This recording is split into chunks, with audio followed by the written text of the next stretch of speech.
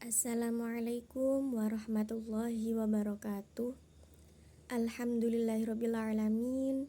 Wassalatu wassalamu ala asyrafil anbiya'i wal mursalin Sayyidina Muhammadin wa ala alihi wa sahbihi ajma'in. Perkenalkan, nama saya Lili Isyara Zubaidah dari Prodi PAI. Di sini saya akan menjelaskan tentang Pengantar Studi Islam, buku karya dari Dr. Randes Wahib MPDI. Bab 7. Islam sebagai sumber ajaran. Autentisitas ajaran Islam. Al-Quran sebagai kumpulan autentik firman Allah kan tetap autentik sepanjang zaman. Inilah yang akan menjamin bahwa ajaran Islam akan tetap sempurna dan lurus. Al-Quran merupakan sarana paling utama untuk mendekatkan diri kepada Allah Subhanahu wa Ta'ala sebagai sumber dari segala sumber ilmu pengetahuan. Kebenaran isi Al-Quran dapat dibuktikan secara ilmiah.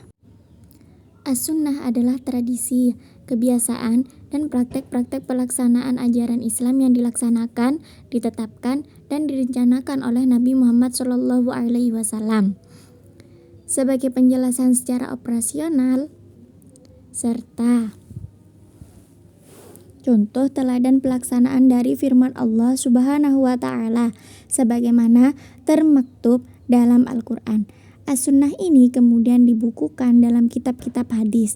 Oleh karena itu, bersama Al-Quran, As-Sunnah juga merupakan sumber autentik dari ajaran Islam. Karakteristik ajaran Islam diantaranya 1. Komprehensif. Dikatakan sebagai agama yang memiliki ajaran yang lengkap, menyeluruh, dan sempurna karena ajarannya mencakup segala dimensi kehidupan manusia. Dimensi spiritual yaitu tata cara peribadaan atau hubungan manusia dengan Allah, dimensi sosial, ekonomi, pendidikan, dan dimensi-dimensi lain. Yang kedua, moderat.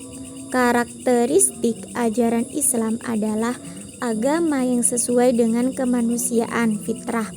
Sedangkan karakteristik umat Islam adalah umat yang moderat, ummatan wasaton. Moderat yang berarti sikap selalu menghindarkan perilaku atau pengungkapan yang ekstrim dan kecenderungan ke arah jalan tengah.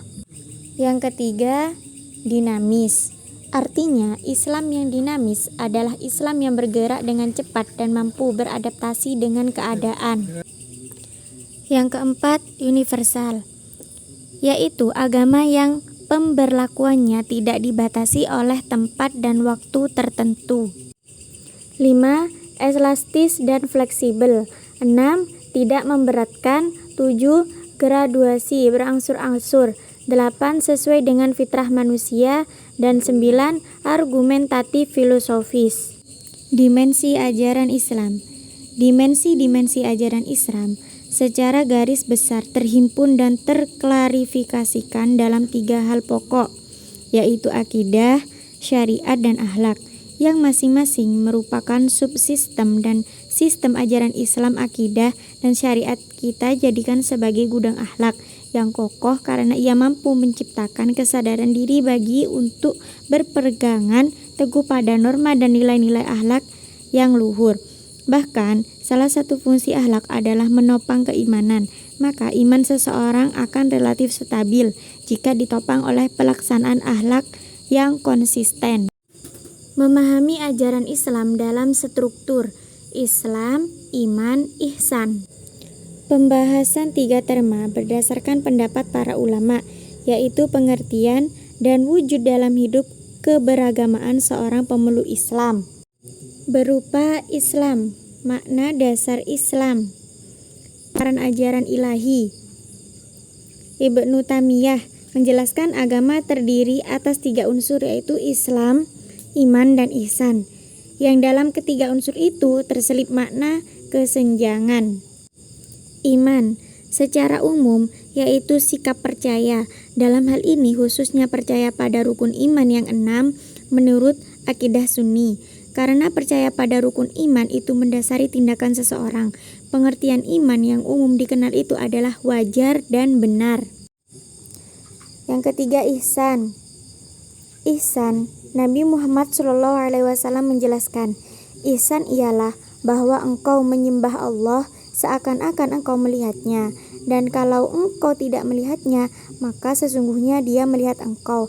Sehingga ihsan adalah ajaran tentang penghayatan pekat akan hadirnya Tuhan dalam hidup, melalui penghayatan diri sebagai sedang menghadap dan berada di depan hadiratnya ketika beribadah. Itulah yang dapat saya jelaskan, kurang lebihnya mohon maaf.